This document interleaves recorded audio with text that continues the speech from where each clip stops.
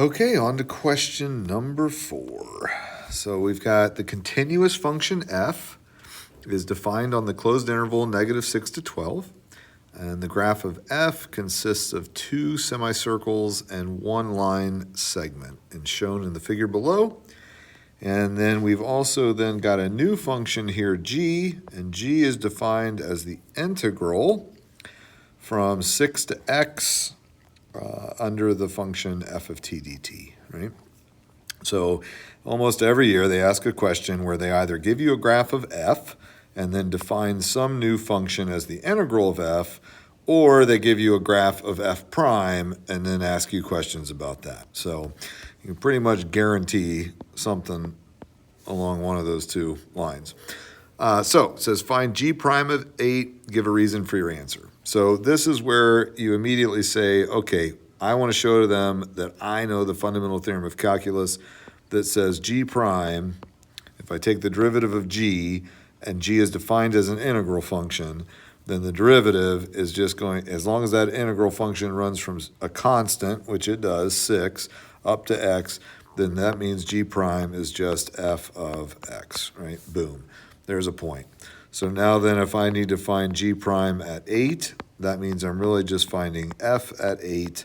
So then I can just come up here to the graph, and f of 8 is 1. Done. Okay? All right. Then part B. Okay, find all values of x on the open interval -6 to 12, at which the graph of g has a point of inflection. Give a reason for your answer. Okay, so point of inflection. So as soon as I see point of inflection, I know that's coming from the second derivative, right? So now I'm thinking about g double prime, right? Which we then know would actually equal f prime, right? So if I know that g prime was f, then g double prime is f prime. So anytime I have a point of inflection, I know that that happens when g double prime equals 0 or is undefined, right, and changes signs. That's the key. It has to change signs.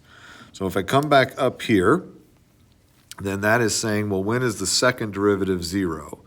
Well, if this graph right here is of f, which is also g prime, the derivative, right, then what I'm looking for is any places where g prime has a derivative that is 0. So g prime would have a derivative that is 0 here, right? That's a horizontal tangent, here, right? And then also anywhere it's undefined, which would also then be right here, okay? Now, technically it's undefined here at 0 as well, but we're not going to list that one because g prime continues to increase there. So it doesn't change signs at 0, so we don't want to use that one, right? So basically then we're just going to write down those x values of -3, 3, and 6. So x equals -3, 3, and 6, because g double prime, I really already said it, so I kind of already gave my answer here. So actually, why don't I just do this? I'm just going to switch my order here. Whoop, right? Because g double prime is equal to 0 or undefined, and I am going to be a little bit more specific here then and say, and g double prime of x changes from positive to negative, or negative to positive, or I could have just said change signs. I think that'd be fine too. All right, but I got to make sure I say that it did change signs, otherwise I would not get all the points there, okay? The other thing you could say, let's say they'd asked you about like concavity, things like that, right? That's where you would want to say like g double prime is greater than 0 or less than 0, depending on the concavity. And then the other thing too that you want to sometimes talk about in the problem like this is if they wanted to know if there was any critical points, right? Of Critical points would have been when the original function equaled 0, which actually I think that comes up in letter D, actually. So we'll just wait and talk about that there. All right, letter C. Oh, I know the other thing I was going to mention is remember that you make sure you say G double prime. Don't just put it or the graph, okay? You've got to be specific and give it a name. All right, C. Find G of 12 and G of 0. Okay. And they say make sure to label your answers. That's just because they want to make sure you know which one is which. So G of 12 is just going to be, I'm going to integrate from 6 to 12 under the curve f of t dt. So I come up here, and from 6 to 12, that's just a nice little triangle. So that's going to be 1/2 6 times 3. 1/2 6 times 3, which is 9, right? And again, I mean, technically could have stopped at 1/2 times 6 times 3. And then you also wanted to find G of 0. So G of 0. So this time we're integrating from 6 back to 0, right? So the main thing is that then that would mean this is negative from 0 to 6. So if I integrate from 0 to 6, it's got that half circle there. So it's just going to be negative pi and then r squared. And the radius here is what, 3? Yeah. So 3 squared, but it's a half circle, so divided by 2. So negative 9/2 pi. There we go. Okay.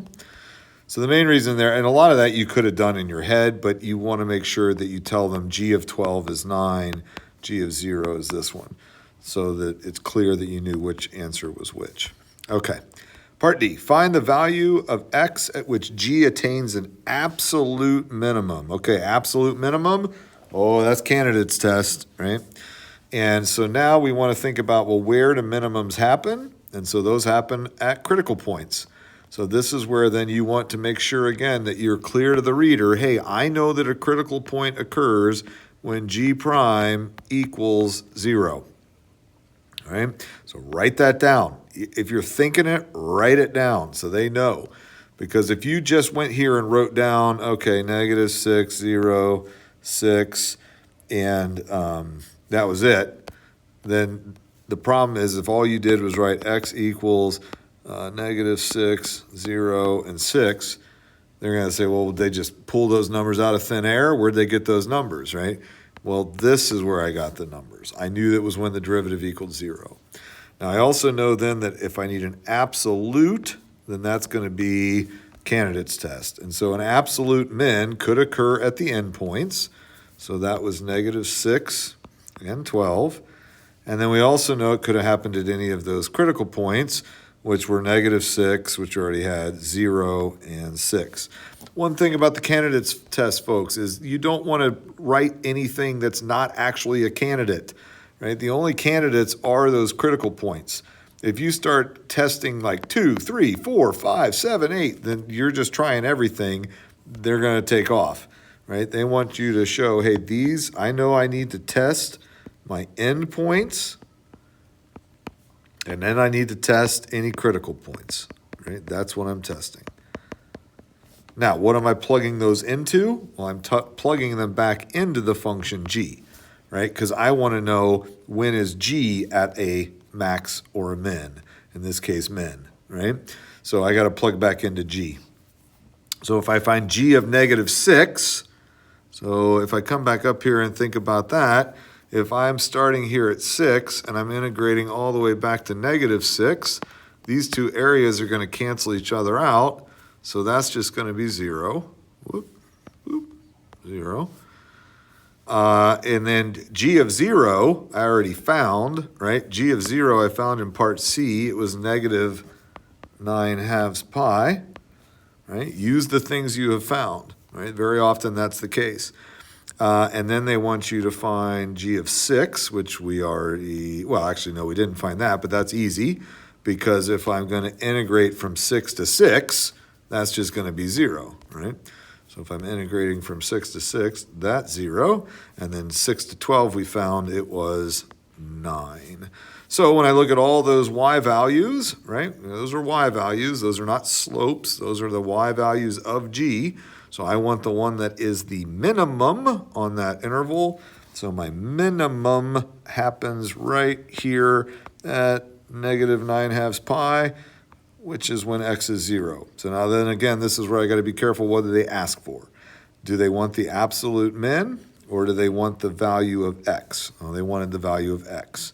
If they wanted the absolute minimum, it would have been the y value. But in this case, I would want to say at x equals 0, g of x attains a minimum.